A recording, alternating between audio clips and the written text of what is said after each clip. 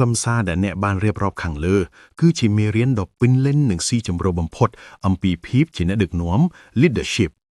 វាគ្របដណ្ដប់តាំងពីនិយមន័យទ្រង់ទ្រាយវិធីសាស្ត្រអភិវឌ្ឍរហូតដល់ការបែងចែកដាច់ពីគ្នារវាងអ្នកដឹកនាំនិងអ្នកគ្រប់គ្រងដើម្បីឲ្យលោកគ្រូអ្នកគ្រូកាន់តែងាយស្រួលក្នុងការយកទៅប្រើប្រាស់សម្រាប់បណ្ដុះបណ្ដាល training ឬធ្វើបទប្រសាសន៍ដូចខាងក្រោមពីនុតសេចក្តីសង្ខេបមេរៀនភាពជាអ្នកដឹកនាំ leadership 101 1. តើអ្វីទៅជាភាពជាអ្នកដឹកនាំ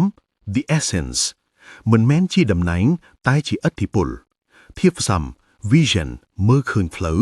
influence ធ្វើឲ្យគេតាមដោយស្ម័គ្រចិត្ត service បម្រើនិងជួយឲ្យអ្នកដទៃរីកចម្រើន integrity ភាពស្មោះត្រង់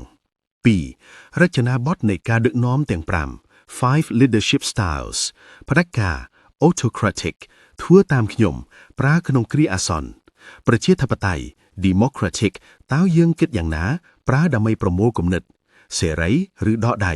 laissez-faire សម្រាប់ចិត្តទៅប្រើជាមួយក្រុមជំនាញខ្ពស់បំផុសគំនិត transformational យើងអាចធ្វើបានលើសពីនេះប្រើដើម្បីផ្លាស់ប្ដូរស្ថាប័ន ledger បែបបម្រើ servant តើខ្ញុំអាចជួយអ្វីអ្នកបានប្រើដើម្បីកសាងវប្បធម៌រឹងមាំ 3. ជំហានអភិវឌ្ឍខ្លួនជាអ្នកដឹកនាំ personal development ដឹកនាំខ្លួនឯងវិន័យនិងការគ្រប់គ្រងអារម្មណ៍ EQ ជំនាញទំនាក់ទំនងស្ដាប់ឲ្យច្រើនជាងនិយាយការទទួលខុសត្រូវឈប់បន្ទោសតែស្វែងរកដំណោះស្រាយ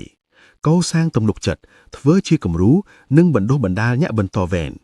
4. ហេតុអ្វីត្រូវមានអ្នកដឹកនាំ The Why កំណត់ទិសដៅរួម Direction លើកទឹកចិត្តក្រុម Motivation ដោះស្រាយជម្លោះនិងបង្កើតសាមគ្គីភាព Unity បណ្ដុះធនធានមនុស្ស Succession 5. អ្នកដឹកនាំ vs អ្នកគ្រប់គ្រង Leader versus Manager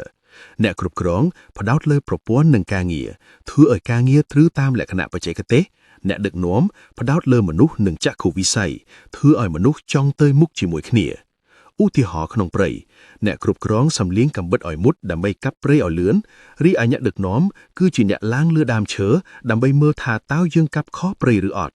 7អត្ថន័យតាមអក្សរកាត់ LEADERSHIP listening ស្ដាប់ empathy យល់ចិត្ត attitude អាកប្បកិរិយា direction ទិសដៅ empowerment ឲ្យមានអំណាច respect គោរព service បម្រើ humility ភាពរាបថាប